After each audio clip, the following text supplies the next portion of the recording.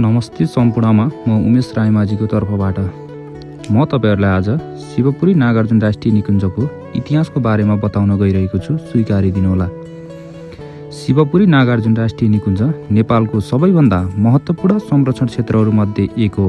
यो निकुञ्ज काठमाडौँ उपत्यकाको उत्तरी भागमा अवस्थित छ र राजधानीको प्रमुख जलस्रोत तथा जैविक विविधताको संरक्षणका लागि अत्यन्तै महत्त्वपूर्ण मानिन्छ। यसको स्थापना सन् 2002 विक्रम सम्वत 2059 मा शिवपुरी क्षेत्रलाई शिवपुरी राष्ट्रिय निकुञ्जका रूपमा घोषणा गरिएको थियो। पछि सन् 2009 विक्रम सम्वत 2066 मा नागार्जुन वन क्षेत्रलाई पनि समेटी यसको नाम परिवर्तन गरेर शिवपुरी नागार्जुन राष्ट्रिय निकुञ्ज राखिएको थियो। हाल यसको क्षेत्रफल करिब 159 वर्ग किलोमिटर रहेको छ।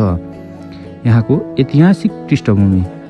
राणा शासनकालमा यो क्षेत्र शिकार खेल्ने राजकीय शिकार आरक्षको रूपमा प्रयोग हुन्थ्यो। त्यसपछि लामो समयसम्म काठमाडौँ उपत्यकाका लागि मुख्य जलधारा क्षेत्रको रूपमा यसको महत्त्व बढ्दै गयो।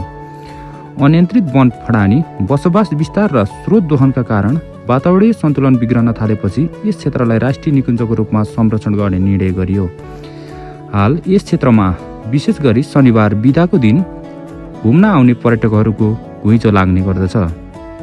यस निकुञ्जभित्र शिवपुरी बाबा आश्रम, बागद्वार, विष्णुद्वार जस्ता धार्मिक स्थलहरू रहेका छन्।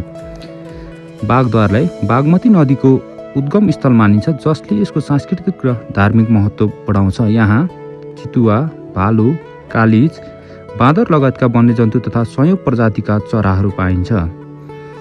भिडियो मन परेमा लाइक, कमेन्ट र सेयर गर्नुहोला। धन्यवाद।